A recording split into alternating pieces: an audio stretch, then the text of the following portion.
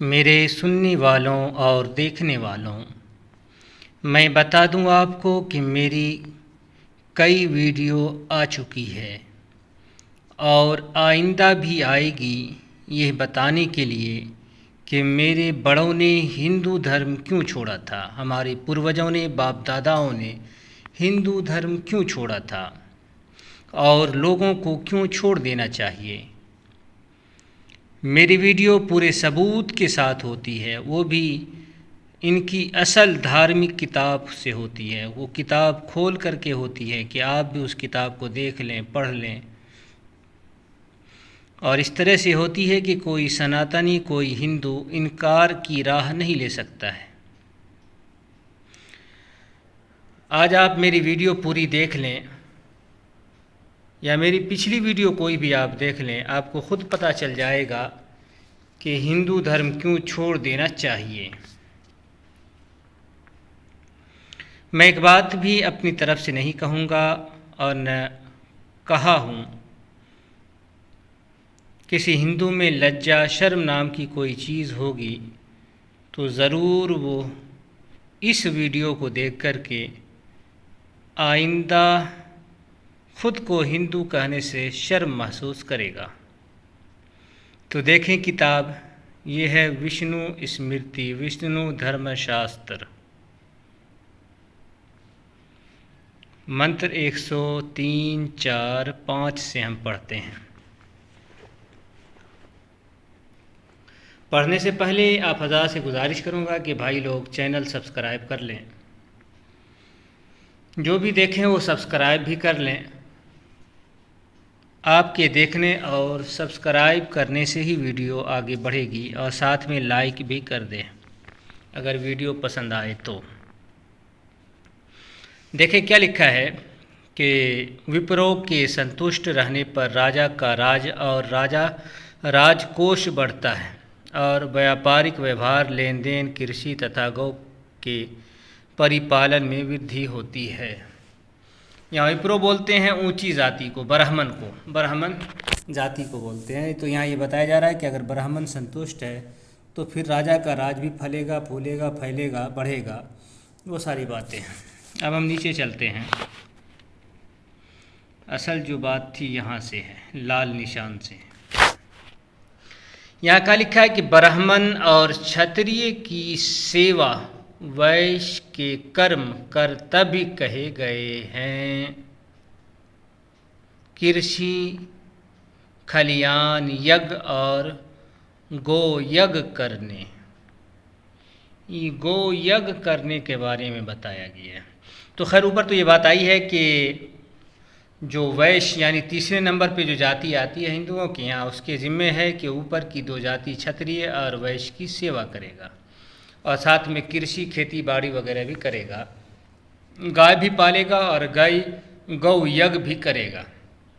गौ यज्ञ क्या चीज़ है? आपने अश्वमेध यज्ञ सुना होगा जिसमें घोड़े को की कुर्बानी होती थी।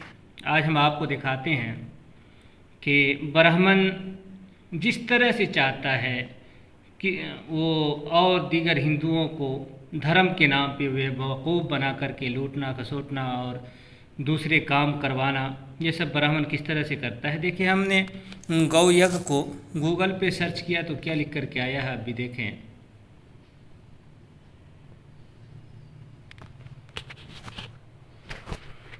यहाँ लिखा है कि गौमेध यज्ञ एक प्राचीन वैदिक धार्मिक प्रथा है जो हिंदू धर्म में महत्वपूर्ण मानी जाती थी।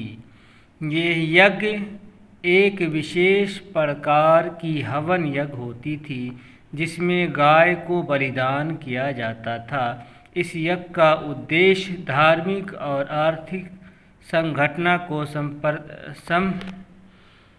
समर्पित करके समाज की प्रगति और समृद्धि को प्राप्त करना होता था। तो अब यहाँ देखें क्या लिखा है। ये यज्ञ जो है, इस यज्ञ में गाय की कुर्बानी होती थी। गाय को ज़बह करके, गाय को जान से मार करके फिर उसको जो है आग में हवन किया जाता था गाय को। तो ये है गौमेध यज्ञ। ये प्राचीन हिंदू धर्म के अंदर, पुराने ज़माने के हिंदू धर्म में ये चीज़ चलती थी। तो फिर आज गांव के नाम पर इतना बवाल क्यों हो रहा है?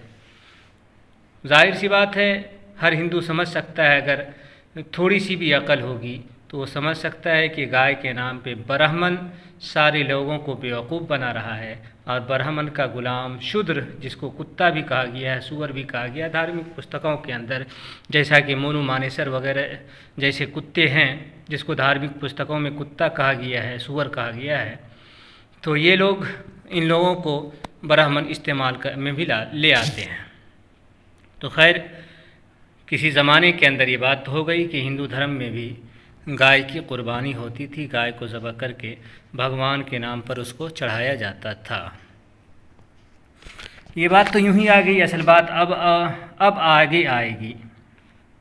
यहाँ क्या है कि गौओं के लिए शरण गृह यानी गौशाला बनाने का कार्य वैश्य निरंतर करे। शूद्र, देखिए अब यहाँ से शूद्र की बात आई है, और बड़ी मज़ेदार और सोचने वाली, और शूद्र को जो 85% हिंदू हैं इनको तड़पा देने वाली बात अब यहाँ से आएगी। अगर इनके अंदर शर्म अगर ये लोग जानते होंगे, जो 85% हिंदू हैं, अगर ये लोग शर्म नाम से वाकिफ़ हैं, लज्जा नाम से वाकिफ़ हैं, इज़्ज़त के नाम से वाकिफ़ हैं, तो अब जो यहाँ से जो बात आएगी अगर वो पढ़ ले, तो फिर अगर इज़्ज़त वो जानता हो, शर्म जानता हो, तो वो कभी भी ख़ुद को हिंदू नहीं कह सकता है, जो बात यहाँ से आएगी। यहाँ लिखा है कि शूद्र जो है लोभ लालच को त्याग कर ब्राह्मण, क्षत्रिय और वैश्य इन तीनों वर्णों की नित्य सेवा करे, खालिस सेवा करे। लोभ लालच ना हो, किसी चीज़ की लालच ना हो, ना लोभ हो या दिल के अंदर कोई भेदभाव भी ना हो, कुछ ऊंच नीच ना हो, बस ये जो है ऊपर की तीनों जातियों की सेवा खिदमत करता रही है, यही शूद्र के लिए के ज़िम्मे काम है। अब आगे देखिए क्या लिखा है, क्योंकि इनको सेवा शुश्रूषा करता हुआ सभी लोगों को जीत लेता है, प्राप्त करता है। पंच यज्ञ कर्म का करना भी शूद्र के लिए कहा गया है। इनकी सेवा शुश्रूषा करता हुआ, तो खैर यहाँ ये बात आई है कि अगर सेवा ही में अपनी पूरी ज़िंदगी गुजार देंगे ऊपर के लोगों की, तो फिर जो है सभी लोगों को जो भगवान का लोक है, भगवान की दुनिया है, उसको वो लोग प्राप्त कर लेंगे। आगे आने वाली बात असल अभी नहीं आई है, आने वाली बात बड़ी धमाकेदार होगी। यहाँ लिखा है कि शूद्र के लिए भी नमस्कार का विधान किया गया है। नमस्कार करने से शूद्र पतित नहीं होता। शूद्र 2 प्रकार का होता है। अब यहाँ से देखें, शूद्र 2 प्रकार का होता है, एक श्राद्ध कर्म का अधिकारी और दूसरा अनधिकारी।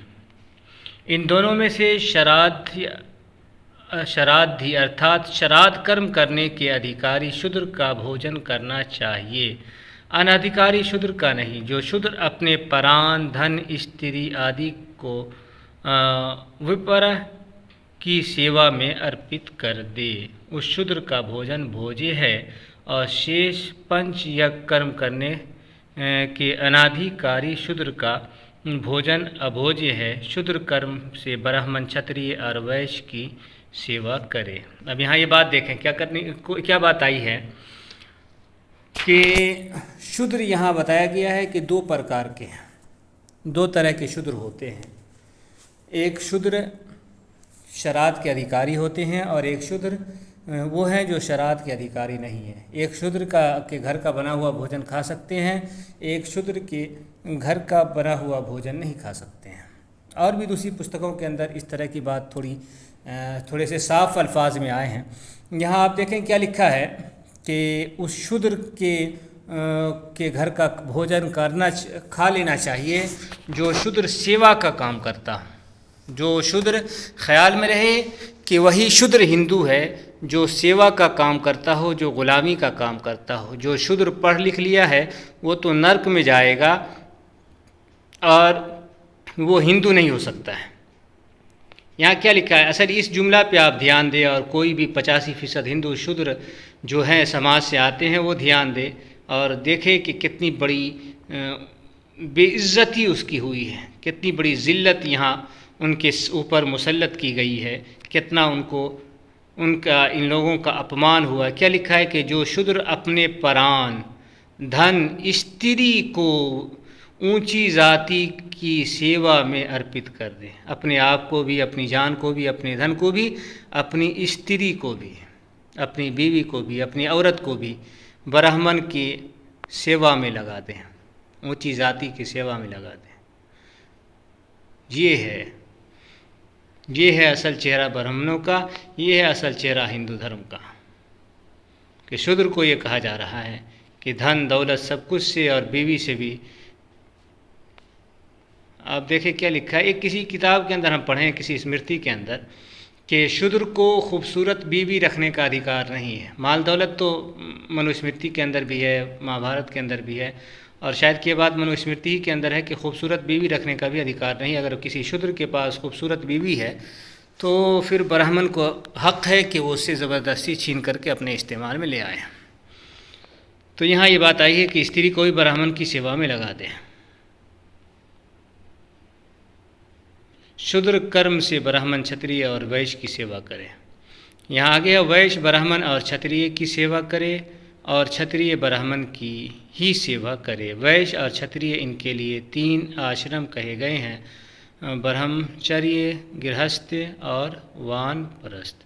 संन्यास आश्रम ब्राह्मण के लिए ही कहा गया है। इस प्रकार चारों आश्रमों का सनातन धर्म विधि विधान मैंने कहा है। जो कुछ इसमें है वो बस है, अगर जो बात इसमें नहीं है तो आप दूसरी किताब से ले सकते हैं।